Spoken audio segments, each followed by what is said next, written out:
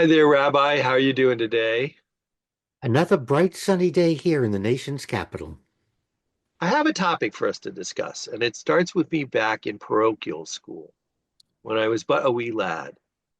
I was taught by nuns, and from first through third grade, it was explained to me that the only way to get into heaven was to be baptized and believe in Jesus, go to church every Sunday, confess my sins.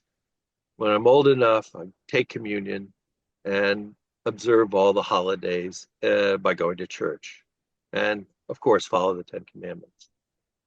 Then in fourth grade, I took geography and history, and I learned about other countries. And the math didn't add up. And I remember specifically asking the teacher, Sister, you're saying that the only way to get into heaven is to get baptized and go to church every Sunday. But what about all the people in India? What about all the people in China? I remember China was my favorite example. If there are no Christians there, they get born, they don't get baptized, they live their whole lives never going to church, and they die. And what happens to them? Don't they get to go to heaven? That doesn't seem very fair of God. Joe, that's fascinating because in terms of my Jewish education, it was very similar.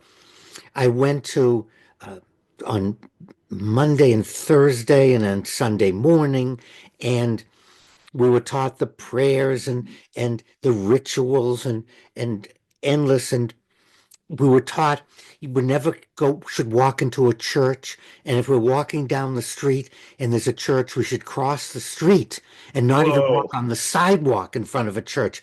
And this is Boston. And then I you had to cross a lot of streets. yeah, you end up in the wrong side of the street all the time.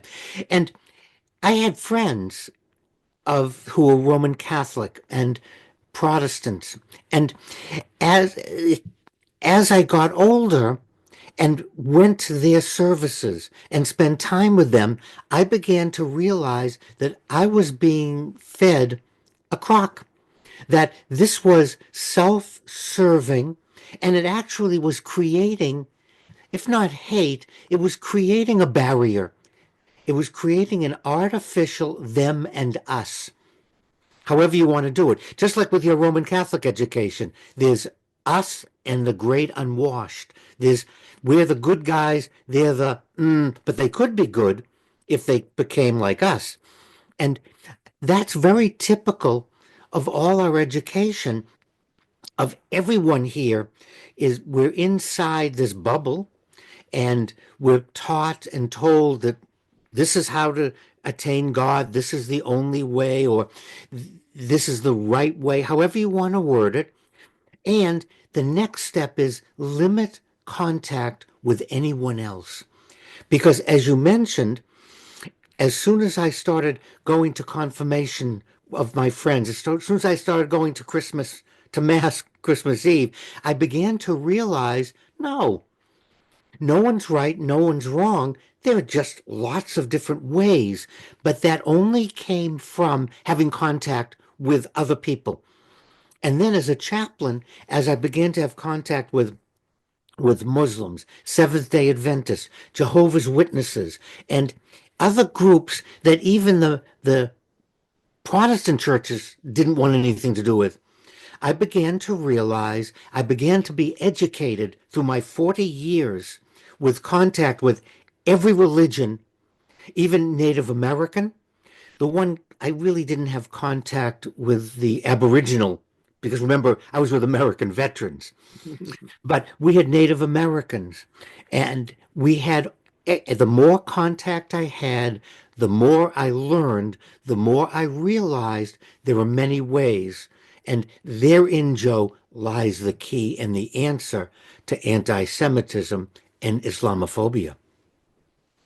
And then the other thing we were taught was you have to save everybody by preaching to them and converting them.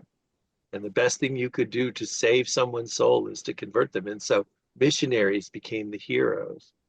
And while without questioning the value of missionary work, because I know a lot of people go into it with good intent, but when they go to these countries and say, you're all going to hell unless you learn to pray to the God that I happen to bring along with me on the boat. I suppose there's some virtue in trying to instill a set of moral values that you think is superior to other people's, but where do we get the right to say it's superior in the first place? See, I think the idea would be on an equal playing field. There are these other ways to understand God, the one to worship.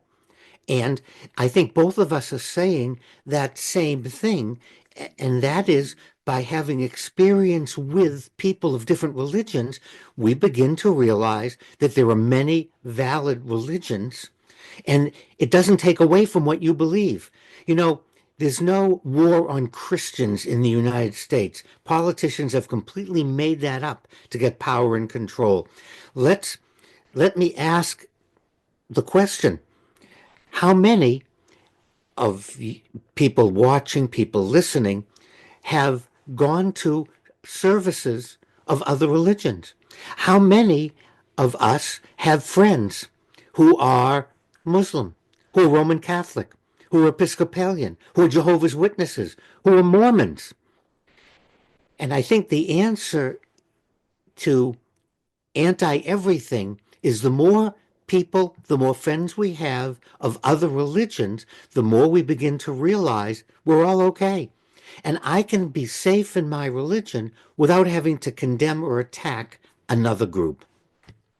And the question, I think it starts back with me in the third, fourth grade.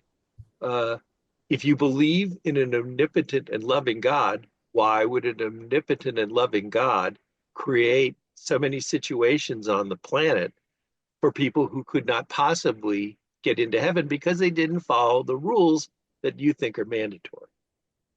Well, Rabbi, I enjoyed this chat. We'll have to see what we can do about fixing religion across the universe, or at least across the planet. Meanwhile, I'm asking everybody, if you don't mind, please help us out by subscribing to our channel. It doesn't cost anything, and we'd appreciate it very much. Thank you as always, Rabbi. And this is wants to go out to everyone. We can't have any denomination, religion, whether it's Islam, Christianity, or Judaism, writing into the curriculum that the other is wrong, the other is bad. Rather, let's promote the pluses of one's own religion, but not at the expense of someone else. If we do that, anti-Semitism, Islamophobia, and anti-Popeism will disappear.